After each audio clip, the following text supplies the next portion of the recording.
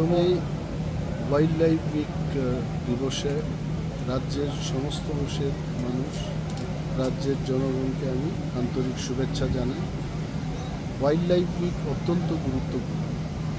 ত্রিপুরায় যদি আমাদের পরিবেশকে রক্ষা করতে হয়, বন্য প্রাণীকেও আমাদের রক্ষা করতে হবে।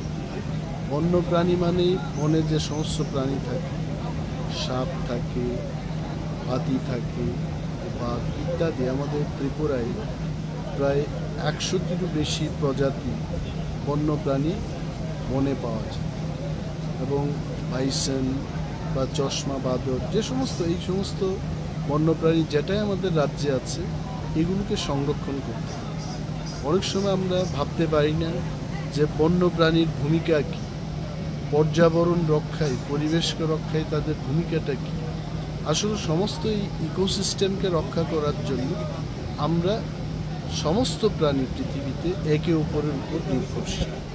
তো ফরেস্ট দপ্তর এইবার আমরা একটা উদ্যোগ গ্রহণ করেছি যে এলিফ্যান্ট প্রজেক্টটাকে আমরা জোর দেই। এলিফ্যান্ট আপনারা দেখতেই পাচ্ছেন যে রেলওয়ে উপর দিয়ে ক্রসিং না থাকার, এলিফ্যান্ট পাস না থাকে, কয়েকটি এলিফ্যান্ট মারা গেছে। এবং এইবারকার আমাদের মেসেজ থাকবে, ভারতের রেল দপ্তরকে গতকাল আমি চিঠি দেওয়ার জন্য আমাদের আধিকারিকদের বলেছি, এবং ন্যাশনাল হাইওয়ে ইনফ্রাস্ট্রাকচার ডেভেলপমেন্ট কর্পোরেশনের যারা এই কর্ণধার রয়েছেন তাদেরকেও বলেছে যে এই ন্যাশনাল হাইওয়ে এবং রেলওয়ে ক্রসিংয়ের জন্য হাতিগুলোকে ক্রস করার একটা ব্যবস্থা করুন। না হয়ে ওই একটি এলাকায় মানুষ এবং হাতির মধ্যে সংঘর্ষ হচ্ছে। এই হাতিগুলো চট্টগ্রাম পর্যন্ত কোনো এক সময় তেলিয়ামুড়া থেকে শুরু করে চট্টগ্রাম পর্যন্ত তারা হাতাহাতি করত। তো যখন আমাদের এখানে কাঁটা তারের বেড়াটা দেওয়া হলো, হাতিগুলো যেতে পারছে। তারপরেও ত্রিপুরায় যতটুকু আমাদের বনের অংশ রয়েছে সেখানে যেন তারা চলাচল করতে পারে তার ব্যবস্থাটি গ্রহণ করা এবং মানুষকে সচেতন করা। আরও ছোটোখাটো প্রোগ্রাম করার জন্য ইতিমধ্যে আমরা বাজেট দিয়েছি।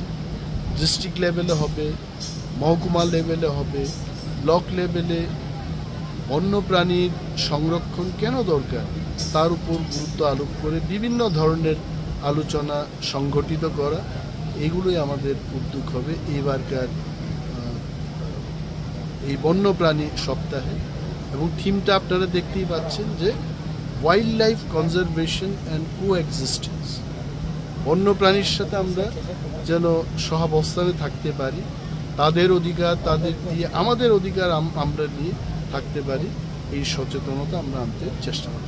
ধন্যবাদ।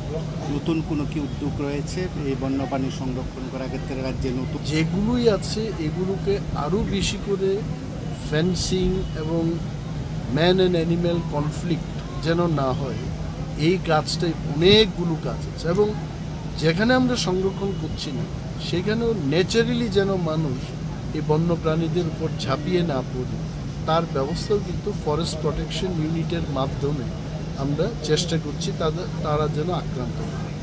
এবং আপনারা ইতিমধ্যেই দেখবেন যে অ্যাডভার্টাইজমেন্ট বেরোবে, 194 জন ফরেস্ট গার্ড এবং 104 জন ফরেস্টার নিয়োগ হচ্ছে আমাদের ফরেস্ট প্রোটেকশন ইউনিটকে জোরদার করার জন্য।